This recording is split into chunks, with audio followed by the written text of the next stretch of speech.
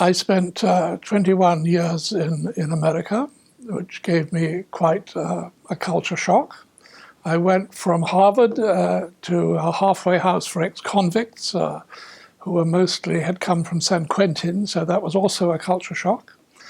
And in my opinion, culture shock either breaks you and you end up in prison, or it makes you, in which case you become creative and innovative, because the sheer shock gets you into that state. And I like to think I'm creative, but I leave that for you to judge. The book is about many different cultures of capitalism. I'm not only talking about national cultures, I'm talking about the Cambridge phenomenon, around Cambridge crowdfunding, which, in my opinion, is going to change capitalism completely. People are going to think up ideas and ask crowds whether to invest in those ideas. I think it'll change us all profoundly. I'm interested in Singapore because they're twice as wealthy as we are, and they used to be our coolies, and now they earn 78,000 per head population, which I think we earn 39. So they have something to teach us, I believe. And I'm very interested in China, that's been growing at between 15 and 7%. And if I got $100 for every article forecasting their economy was about to turn down, I'd be a millionaire by now. So we have been anticipating the crash now for 35 years, and still it goes on. So the book is about all the different visions of capitalism. And as far as I'm concerned, capitalism once supported slavery, and it made Cyclone B gas for the Nazi extermination camps. It also ended the slave trade. William Wilberforce was a merchant from Liverpool, and he fought hard and ended the slave trade. So capitalism is extremely flexible, both as far as good and evil is concerned. And I want to try and interpret it in a particular way to give it meaning. People work for meaning. They don't actually work for money. If they do work for money, then they're in a pretty sad state. If that's all in their lives. There's an amusing remark by a man called Bogle, who's written a book called Enough, and apparently a famous American writer, I forget who, the man who wrote Catch-22, and this brilliant financier were both at a party. And they asked him, what's it like to realize that this man has made more money in a week than you made in your whole life? And he said, well, I have one thing he doesn't have, and that's enough. So I think having enough is important. If you have enough money, you will become creative, and you won't worry about money, and you will innovate. But if you go after money, that's all you'll get, and that's sad. Well, you see, creating wealth always makes money, so there's no doubt about that. You can make a lot of money by creating wealth. On the other hand, it doesn't work the other way around. Making money doesn't necessarily create any wealth at all. In fact, it can destroy wealth.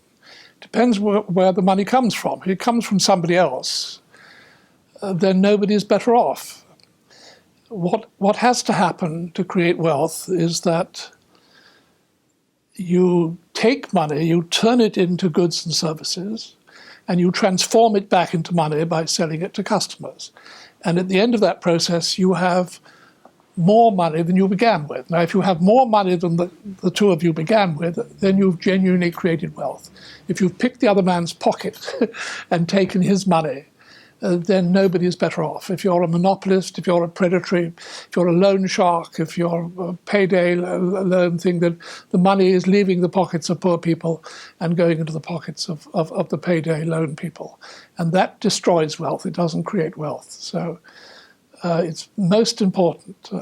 And if we think about banks, no two coins rubbing against each other have ever created a third coin, and they never will, all right?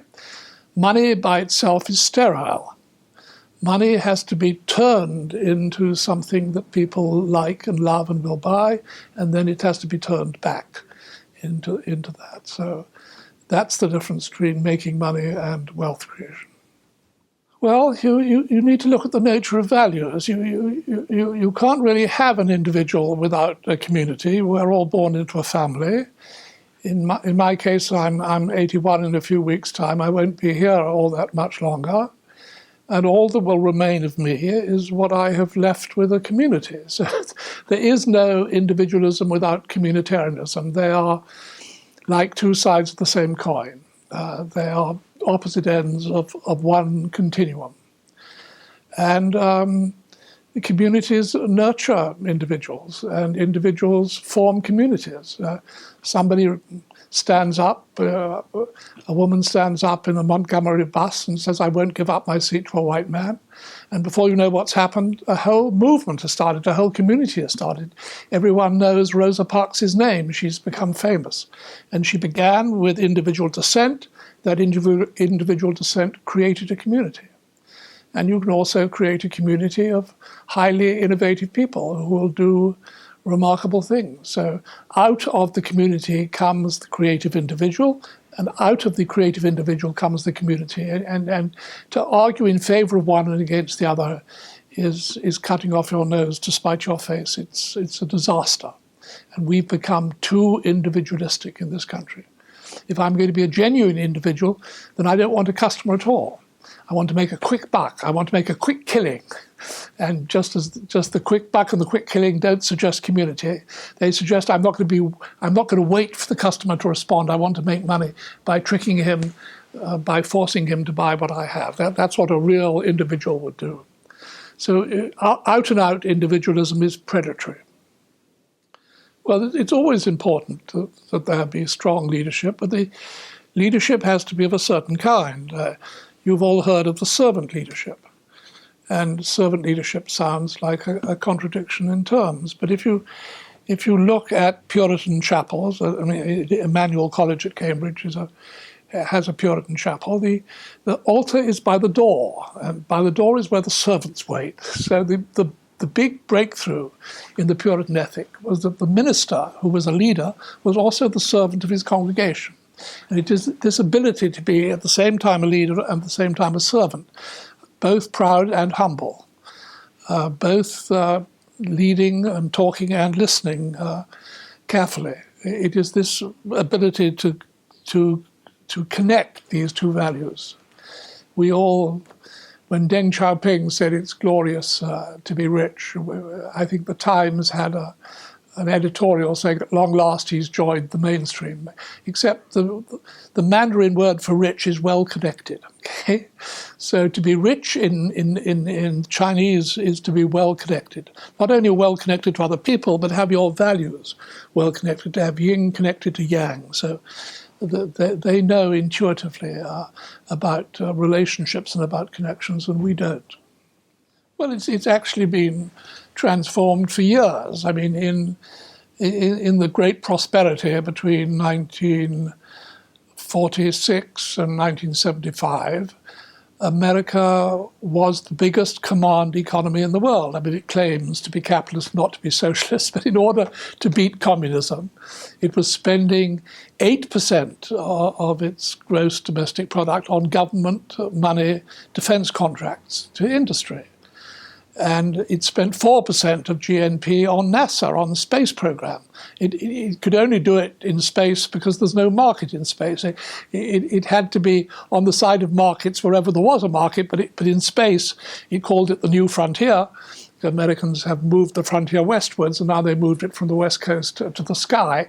Then they felt able to spend 4% of GNP on space exploration, which on the face of it does nothing for anybody, really. It's a great scientific adventure. There's lots of spin-offs, but that's regarded as illegitimate by Americans to have a spin-off. The purpose was to get to the moon, and they got there, but they spent huge amounts of government money. The most socialist government in the world, in that sense of socialism, that the government decrees who should spend what. And we did it to beat the Soviets. Now, hardly had the Cold War ended, then we said, now we're going to try real capitalism. We're going to give all the power to the equity shareholders. So the problem began 78, 79, then the Big Bang, and we made finance capitalism became king. And our problems originate from the rise of finance capitalism. Okay, well, making money is nothing to be ashamed of, and to want to be wealthy is fine. The problem is putting it ahead of anything else. If you put it ahead of anything else, then it is going to be harder to make and not easier. The easiest way to make money is to be concerned with what other people want. We talk about the pursuit of happiness, but happiness is not a quarry, it is not a fox. We can't run it down and kill it. We can't capture it. If you think first and foremost about what your customer wants, then happiness will ambush you on the way, all right? So you have to think first and foremost, A, what it is your employees want, because employees are the people who actually do the work. And then you have to think, what do your suppliers want? Because suppliers produce about 60 to 80% of the value of your finished product. You get it from your suppliers.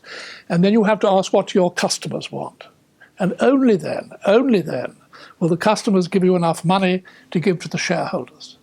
So if you're mostly interested in how much money you make, you will start taking it away from employees, you will start taking it away from customers, you'll start taking it away from suppliers. You'll pay them late. Some companies pay suppliers after 80 days. These are small companies.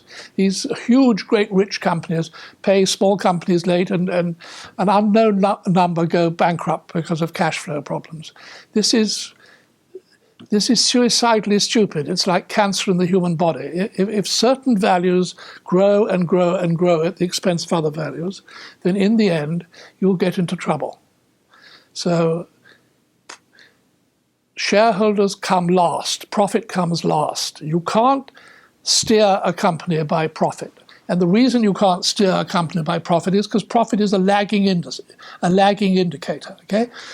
If something goes wrong, first customers will be upset with you. Then soon enough, suppliers will be upset with you. Your employees will be upset with you. And only after that, maybe 5-6 months after that, will the profit start to dip. And once the profits start to dip, it's already too late. So by all means, make money, but do not make money your first objective. Make meaning your first objective. Make higher purpose your first objective. You have one life. Leave it wisely, lead it well. And for God's sake, don't sacrifice yourself for money. Well, the reason they're doing so well is actually quite simple to explain. You are good at business if you can develop more than one perspective. This is because a supplier, wants to give you a product for money, and the buyer wants to give money for the product. So you actually have opposite views.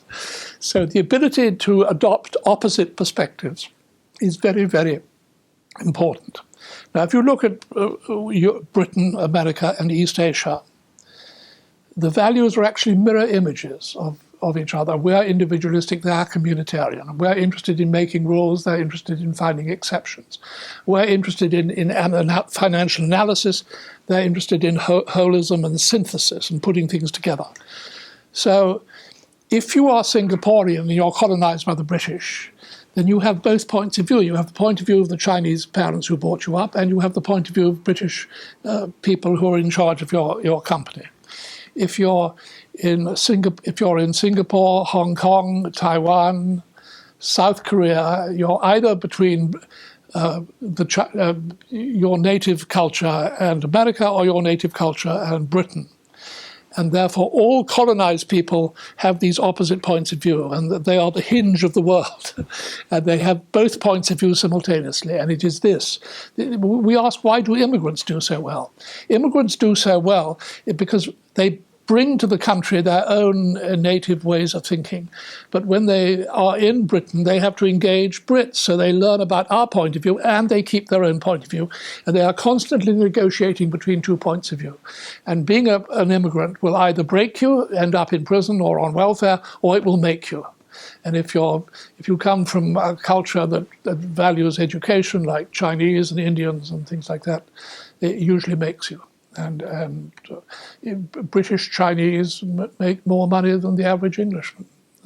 And it's the same in America. And if you're Jewish American, 85% of your kids get into college. If you're a WASP, only 50% or 60% get into a college. So to be a minority is a huge advantage because you always have two points of view.